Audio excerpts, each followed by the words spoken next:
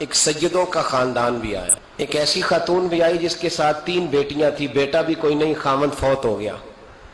مسجد کے ساتھ مہمان خانے بنے ہوتے تھے، وہاں اس نے بچوں کو ٹھہرایا اور نکلی سمرقند میں کہ کوئی آدمی مل جائے اور اس سے کہوں کہ تھوڑی سی مدد ہو۔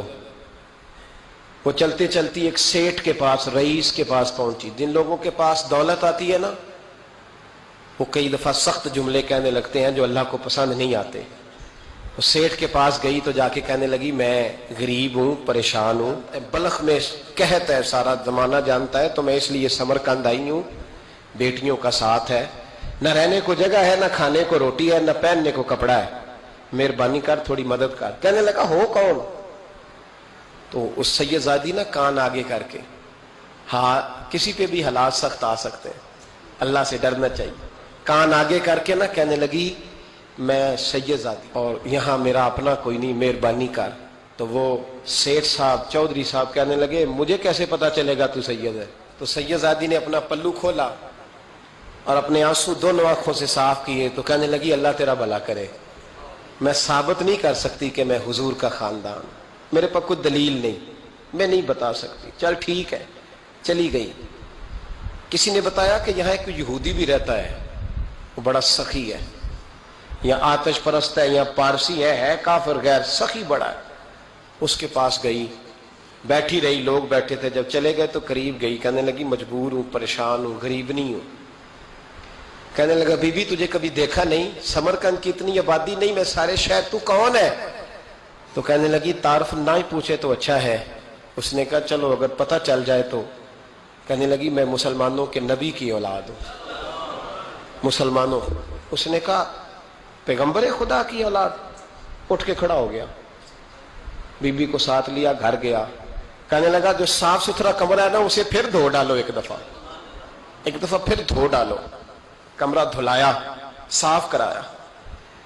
پھر کہنے لگا بی بی میرے برتن زیادہ صاف ستھرے نہیں، میں نئے نہ خرید کے لا دوں۔ پھر نئے برتن لایا۔ پھر اپنے بچوں سے کہنے لگا اونچا نہ بھولنا، یہ سیدہ فاطمہ کی شہزادیاں آئی ہیں، یہاں کوئی شخص اونچی بات نہ کرے۔ پھر کہنے لگا بی بی جو میرا بالکل طیب اور حلال رزق ہے نا، یہ اس میں سے لنگر ہے، لیکن چونکہ میں غیر مسلم ہوں، مجھے سلیقے نہیں آتے، جیسا تیسا بھی ہو نا اسے قبول کر لینا۔ خاتون کو کہنے لگا یہ گھر ہے، جب تک جی چاہے یہاں رہنا، پر دیکھنا ہو سکے تو رات اپنے نبی سے سفارش کرنا، میرا بھی کوئی مسئلہ، میری بھی کوئی قبولیت کہیں ہو جائے۔ وہ مسلمان کہلانے والا رات کو سویا، کہتے جنت سجی ہوئی ہے، لوگ جنت میں جا رہے ہیں، لائنیں لگی ہوئی ہیں، نبی پاک لوگوں کو جنت میں بھیج رہے ہیں۔ میں بھی دوڑ کے لائن میں لگ گیا، فرشتے نے میرا بازو پکڑا، کہا پیچھے ہٹ۔ تو میں دوڑ کے حضور کی بارگاہ میں گیا، میں حضور سارے جنت میں جا رہے ہیں، یہ مجھے نہیں جانے دیتا۔ تو نبی پاک نے فرمایا تو کون ہے؟ کہ یا رسول اللہ میں مسلمان ہوں۔ کہتے حضور مجھ سے فرمانے لگے کوئی دلیل ہے تیرے پاس؟ دلیل ہے کوئی تیرے پاس؟ میں چپ کر گیا۔ فرمایا میری بیٹی تیرے دروازے پر آ ہی گئی تھی تو دلیلیں پوچھنے لگ گیا تھا۔ فرمایا جا دوڑ جا۔ سویرے آنکھ کھلی تو گلیوں میں ڈھونڈتا پھرتا ہے، تلاش کرتا پھرتا ہے، کونے کونے میں جاتا ہے وہ سادات کا گھرانہ کہاں گیا۔ ڈھونڈتے ڈھونڈتے اس غیر مسلم کے دروازے پہ جا کے پہچان لیا تو کہنے لگا خدا کا واسطہ جو تو نے نوکری کی ہے نا ان کی مجھ سے 11 گنا لے لے، یہ سادات کا گھر مجھے دے دے۔ تو کہنے لگا کل تو آتا تو شاید بات اور ہوتی، آج بات اور ہے۔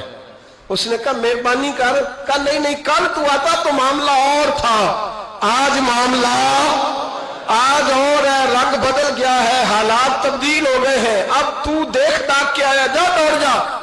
کہنے لگا نہیں مہربانی کر، دے دے، تو غیر مسلم میں تیرا کیا تعلق؟ کہنے لگا چپ کر، غیر مسلم میں کل تک تھا، کل سے سجدوں سے پیار کیا ہے تو میرے حالات سنور گئے ہیں، وہ جو نظارے تو نے رات خواب میں دیکھے ہیں میں نے جاگتی آنکھوں سے دیکھے ہیں، میں نے جاگتی آنکھوں سے اور تو نے کسی مفتی پیر عالم کے ہاتھ پہ کلمہ پڑھا ہے؟ میں نے رات محمد عربی کے ہاتھ پہ کلمہ پڑھا، رسول اللہ کے ہاتھ پہ کلمہ پڑھا۔